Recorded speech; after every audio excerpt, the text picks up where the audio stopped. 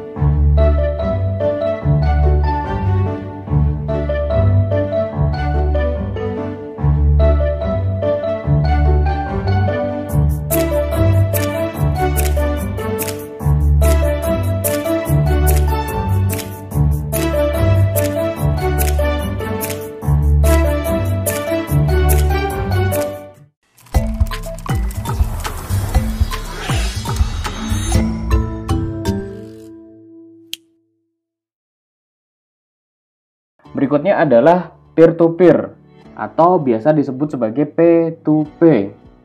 Peer artinya teman sekerja. Peer-to-peer network adalah jaringan komputer yang terdiri dari beberapa komputer terhubung langsung dengan kabel crossover atau wireless atau juga dengan perantara hub atau switch.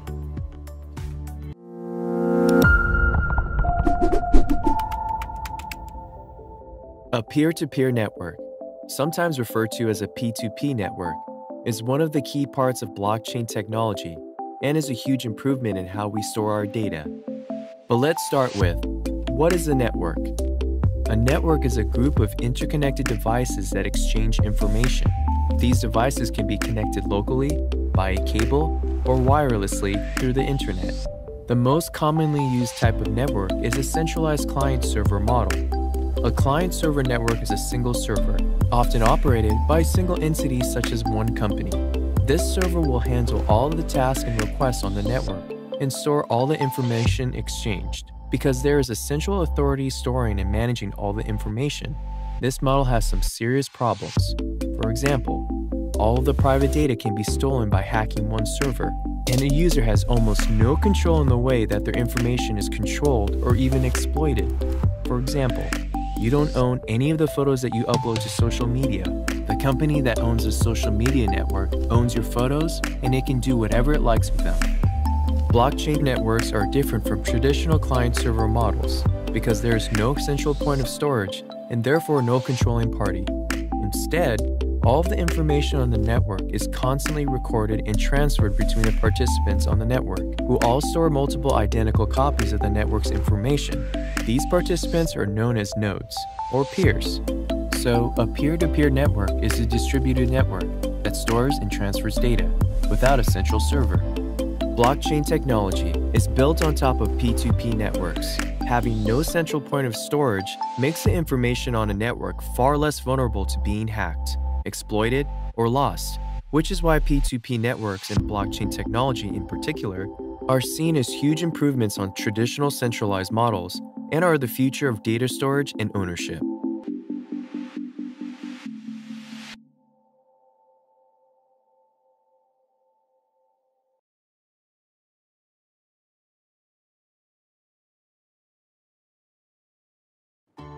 Peer-to-peer adalah suatu model di mana yang pertama, setiap PC dapat memakai resource pada PC lain atau memberikan resource-nya untuk dipakai PC lain. Jadi sudah jelas ya. Jadi setiap PC itu memiliki resource atau data yang dia itu bisa share ke komputer lain. Begitu juga dengan komputer lain. Mereka juga saling share.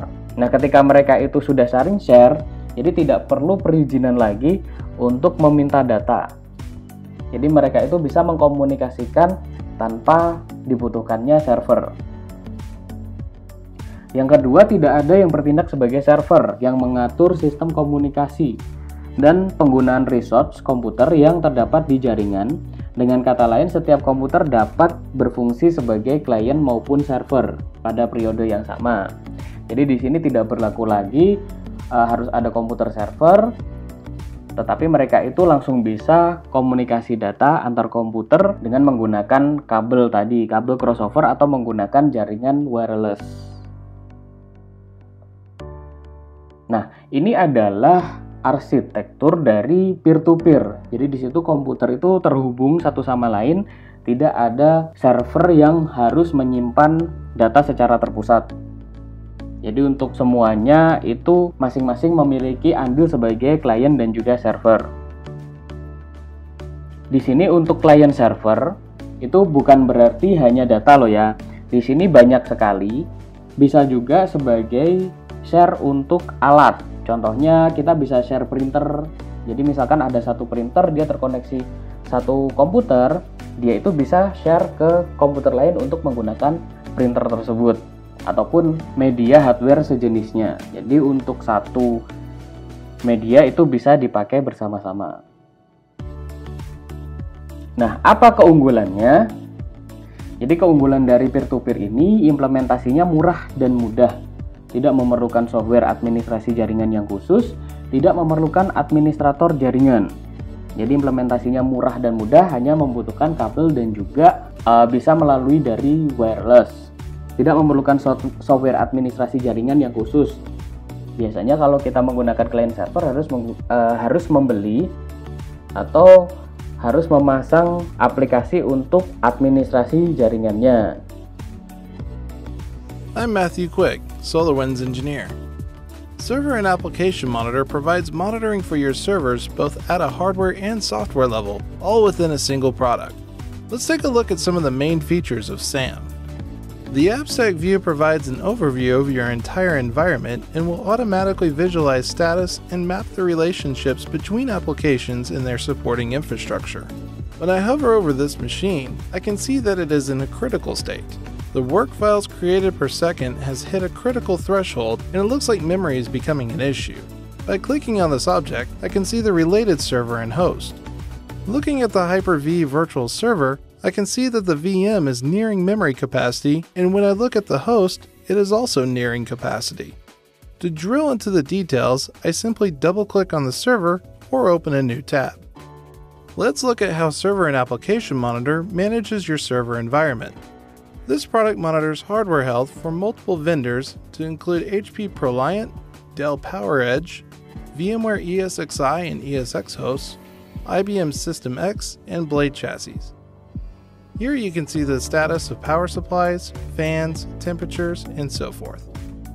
One aspect of server maintenance is keeping tabs on the warranties that will expire. Server and Application Monitor automatically alerts you to server warranty status so you are never surprised.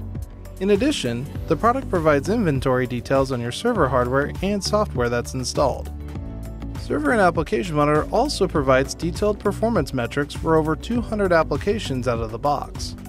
For example, this IIS server is in a critical state. By drilling down, I can get more details of what's going on and see a good summary of my IIS server and its related app pulls and websites. I can even see server execution time by web page. It looks like the problem is with the YAF app pool, and it has stopped along with the DNN website. When I click on the application pool, I have the option to restart it. There are many other management actions available in Server and Application Monitor to include rebooting a server, killing a process, and restarting a service. From the Management section, you can also edit the application template to adjust warning and critical thresholds, set baseline data, or add user notes, among other actions. In addition to continuous performance monitoring, you can perform real-time troubleshooting functions. Let's look at an example of alerting on a process. There's a spike in CPU usage on this server. You can drill down into the Real-Time Process Explorer and locate the cause of the problem. To keep tabs on this process, you can elect to monitor it. With Server and Application Monitor, you can download, install, discover your environment, and see performance data in about an hour. To experience this powerful, scalable tool in action in your environment, visit SolarWinds.com to download a free 30-day trial.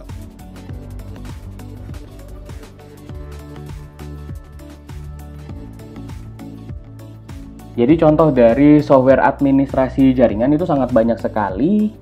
Bisa menggunakan Microsoft Network Monitor, ada yang namanya Angry IP Scanner, ada juga Nmap, Wireshark, namanya Dude, itu juga ada Look at LAN, itu juga ada OpenNMS, ada Captcha Free, ada Fiddler, Network Miner, dan juga masih banyak lagi.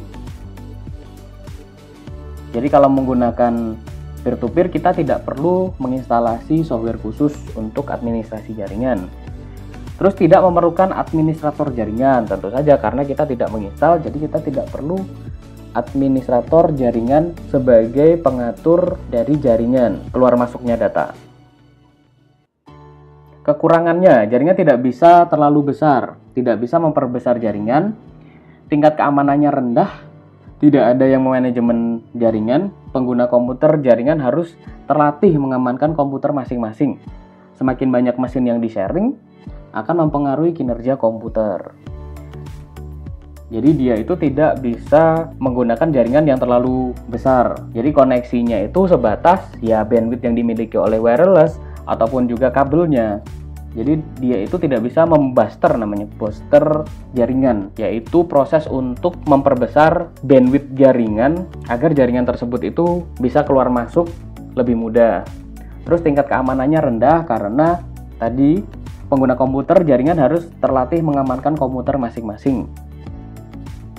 Jadi misalkan kalau kita menggunakan sharing komputer antar komputer, ya kita harus pasang antivirus, kita harus tahu mana file yang riskan untuk dibuka, riskan yang untuk di-share, dan sebagainya.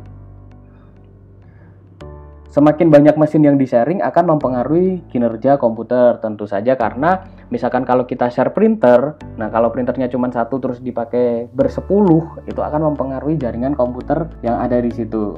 Apalagi kalau misalkan satu komputer itu dia memiliki mesin yang sangat banyak, nah itu akan membebani dari komputer yang terpasang di situ. Jadi harus ada manajemen penggunaan mesin yang di-sharing.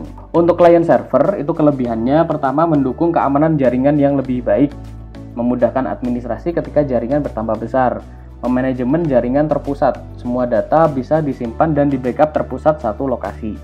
Nah, untuk client server kemarin sudah saya jelaskan bahwa server pun bukan cuma hanya sekedar satu, tetapi juga harus ada server backup yang nantinya server satunya itu down, dia itu bisa ngakses ke server yang satunya lagi.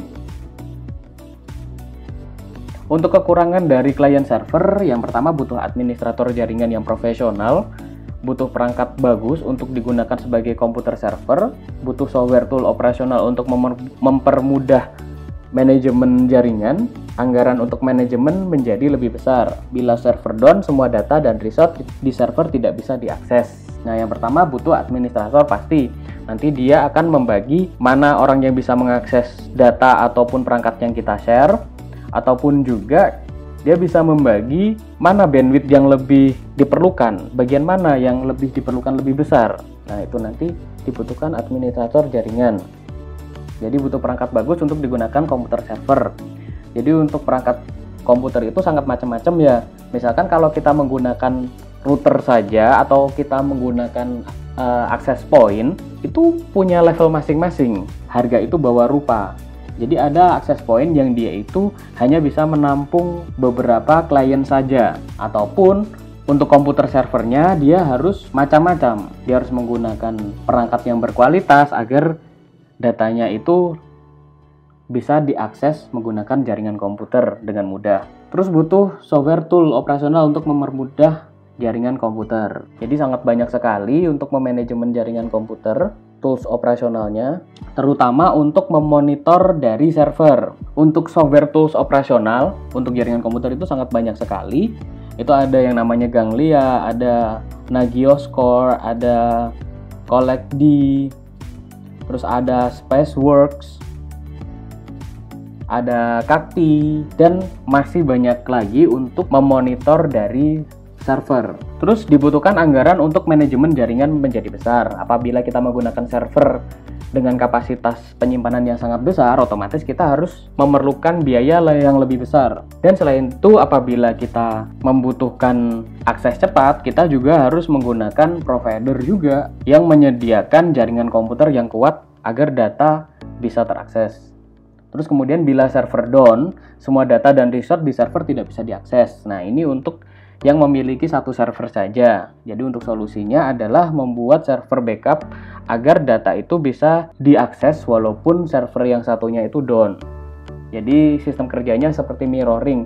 Apabila server yang satunya diupdate, maka server yang satunya juga ikut terupdate. Itu namanya sistem mirroring. Client server dan peer-to-peer. Untuk persamaannya, keduanya merupakan sekumpulan komputer yang saling terkoneksi dengan media transmisi yang relatif tidak jauh berbeda. Sama-sama harus memindahkan file. Harus ada transaksi file di situ untuk pengaksesan file. Untuk perbedaannya, terletak pada perangkat lunaknya, khusus untuk sistem operasi, bukan pada perangkat kerasnya, karena perangkat lunaknya lah yang menentukan tingkat keterpaduan dan transparansi jaringan yang bersangkutan. Ada banyak sekali sistem operasi yang bisa dipakai untuk pengelolaan dari server. Itu ada, kalau zaman dulu namanya ada Windows NT, ada Windows 2020 sampai 2016 server, namanya Windows Server 2020, Windows Server 2016 seperti itu. Ada juga yang untuk rumahan, itu bisa pakai Windows Home Server. Itu untuk pengelolaan server yang di rumah. Nah, apabila kita ingin menggunakan sistem operasi yang lainnya, itu juga sangat tersedia sekali. Itu ada yang namanya Novel NetWare, terus ada juga dari Linux, Itu bisa pakai Ubuntu, Debian, OpenSUSE, Fedora, Mandriva, Slackware, CentOS, dan masih banyak lagi. Tapi biasanya kalau pengelolaan jaringan dan juga server untuk Linux itu biasanya menggunakan Backtrack dan juga Fedora. Ubuntu server juga sering dipakai.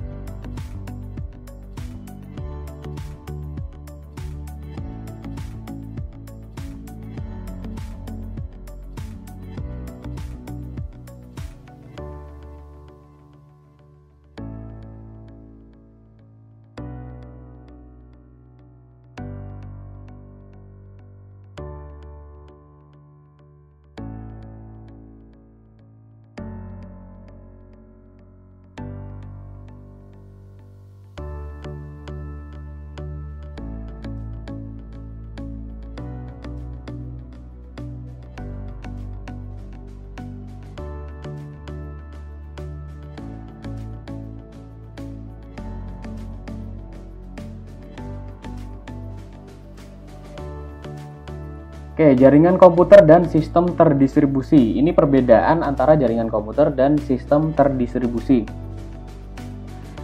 Untuk jaringan komputer, komputer yang terhubung merupakan gabungan yang terdiri dari beberapa workstation atau juga gabungan komputer server dan juga klien.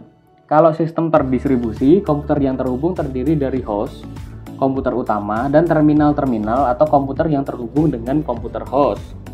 Kalau jaringan komputer, beberapa komputer terhubung agar dapat sharing. Namun, tiap pekerjaan ditangani sendiri oleh komputer yang meminta dan dimintai layanan. Server hanya melayani permintaan sesuai antrian yang sudah diatur sistem. Untuk sistem terdistribusi, beberapa host komputer terhubung agar dapat mengerjakan sebuah atau beberapa pekerjaan besar bersama. Host melayani beberapa terminal dan melakukan proses berdasarkan input dari terminal-terminal. Untuk jaringan komputer, kualitas komunikasi data dipengaruhi oleh media transmisi yang digunakan. Lamanya waktu proses dipengaruhi oleh spesifikasi hardware masing-masing station yang meminta layanan. User dapat mengetahui proses yang sedang berlangsung di komputer station atau di server. Untuk sistem terdistribusi, lamanya suatu proses tergantung sistem operasi yang akan memilih prosesor komputer mana yang akan digunakan. User tidak dapat mengetahui proses yang sedang berlangsung di host. Nah, ini untuk metode komunikasi antar komputer dengan mode peer-to-peer atau client server. Yang satunya metode komunikasi antar komputer tersentralisasi terpusat pada komputer utama atau host. Masing-masing node atau workstation pada metode peer-to-peer tidak membutuhkan komputer server khusus untuk menangani seluruh pekerjaan. Antar node bisa saling bertukar file atau resource yang dimiliki sesuai keinginan atau permission yang diatur oleh pemilik komputer. Masing-masing terminal membutuhkan host atau komputer utama untuk dapat aktif melakukan pekerjaan dan berkomunikasi dengan terminal lain. Agar terminal tidak dapat saling sharing file atau resource tanpa campur tangan host atau supervisor host. Masing-masing user di setiap workstation client sadar betul akan proses yang sedang terjadi apabila ia meminta layanan atau mengirimkan data ke server. User secara eksplisit atau nyata harus login pada server kalau ingin memanfaatkan resource yang dimiliki oleh server. Secara eksplisit menyampaikan tugasnya dari jauh. Secara eksplisit memindahkan file-file, namun secara umum menangani sendiri seluruh pekerjaan. Untuk sistem terdistribusi, itu masing-masing user setiap terminal tidak dapat menyadari proses yang berlangsung pada sistem. User tidak perlu melakukan pekerjaan secara eksplisit karena semua proses dan manajemen dilakukan atau ditangani secara otomatis oleh sistem tanpa diketahui user. Meskipun secara umum seorang user pada setiap terminal juga harus login untuk bisa memanfaatkan resource host. Untuk jaringan komputer, setiap user memiliki identitas dan password yang unik untuk dapat login serta menggunakan resource yang dapat di server. Untuk sistem terdistribusi, setiap user memiliki ID dan password untuk dapat login ke host dan menggunakan resource yang disediakan. Umumnya, user tidak bisa menggunakan ID yang sama untuk login ke server. Namun, polisi atau aturan seorang admin dapat merubah aturan ini agar sebuah ID dapat menggunakan bersama-sama secara terbatas. Umumnya, di sistem terdistribusi beberapa terminal dapat menggunakan ID yang sama untuk login ke komputer host. Namun, admin atau supervisor sistem dapat merubah dengan hanya mengizinkan satu ID untuk setiap terminal. Di jaringan komputer, keberadaan sejumlah komputer dalam jaringan tidak harus transparan di satu lokasi, sehingga secara fisik tidak dapat dilihat oleh user lain yang berada dalam jaringan. Di sistem terdistribusi, keberadaan sebuah atau sejumlah komputer atau terminal autonomous bersifat transparan atau jelas bagi user, biasanya berada dalam satu area lokasi. Untuk di jaringan komputer, spesifikasi hardware server tidak harus lebih baik dari hardware klien. Di sistem terdistribusi, spesifikasi hardware host atau komputer utama harus lebih baik dari terminal. Di jaringan komputer merupakan suatu sistem yang menggabungkan kinerja perangkat dan aplikasi dari physical layer sampai dengan application layer. Nanti akan dijelaskan di pertemuan berikutnya ya, ini untuk physical layer dan juga application layer. Terus untuk di sistem terdistribusi merupakan suatu sistem perangkat lunak yang dibuat dan bekerja pada lapisan atas sebuah sistem jaringan. Jadi akan saya jelaskan apa sih perbedaan antara jaringan komputer dan juga sistem terdistribusi. Oke, di sini akan saya lebih ringkas saja. Jadi tadi di awal tidak kita sebutkan untuk sistem terdistribusi. Apa sih sistem terdistribusi itu? Jadi untuk sistem terdistribusi itu ada kumpulan autonomous komputer yang saling terhubung dengan jaringan komputer dan dilengkapi dengan perangkat pendukung seperti hardware dan juga software sistem terdistribusi yang membentuk fasilitas komputasi terintegrasi. Itu untuk prosesnya itu ada eksekusi, ada mereka itu bisa kerjasama, terus ada koordinasi aktivitas, pertukaran informasi, mengirimkan pesan, menggunakan jaringan komunikasi. Apa sih pentingnya di situ untuk sistem terdistribusi? Itu bisa dipakai di bidang perbankan, untuk transportasi biasanya dipakai, terus kemudian di komunikasi, itu dengan adanya sistem terdistribusi, itu kinerja itu juga lebih efisien. Misalkan gini contohnya, ada seorang nasabah bank yang ingin mengajukan kartu debit baru. Dikarenakan tertelan saat dioperasikan di ATM, itu tempatnya di luar kota, itu nasabahnya itu datang, terus kemudian dia itu mengurus di kantor cabang terdekat bank yang sama, bank yang terkait misalkan. Terus kemudian apakah dari pihak bank itu harus meminta arsip nasabah tersebut ke kantor pusat via pos, atau apakah mengirimkan anggota untuk menjemput ke sana? Nah, itu kan sangat konyol sekali ya. Jadi, hal tersebut tidak akan mungkin terjadi. Nah, karena sekarang udah zamannya itu sistem terdistribusi dan juga bukan zaman dinosaurus, mereka menggunakan internet agar bisa sharing data. Jadi, untuk ringkasnya lagi, sistem terdistribusi ini adalah komponen-komponen yang ada di dalam jaringan komputer. Jadi untuk masing-masing komponen tersebut mereka saling berkomunikasi dan melakukan koordinasi hanya dengan penerimaan pesan atau biasa disebut sebagai message passing. Nah, berikut adalah referensinya yang saya ambil. Terima kasih, langsung saja kita ke bagian diskusi. Silakan apabila ada pertanyaan langsung saja didiskusikan di grup. Terima kasih.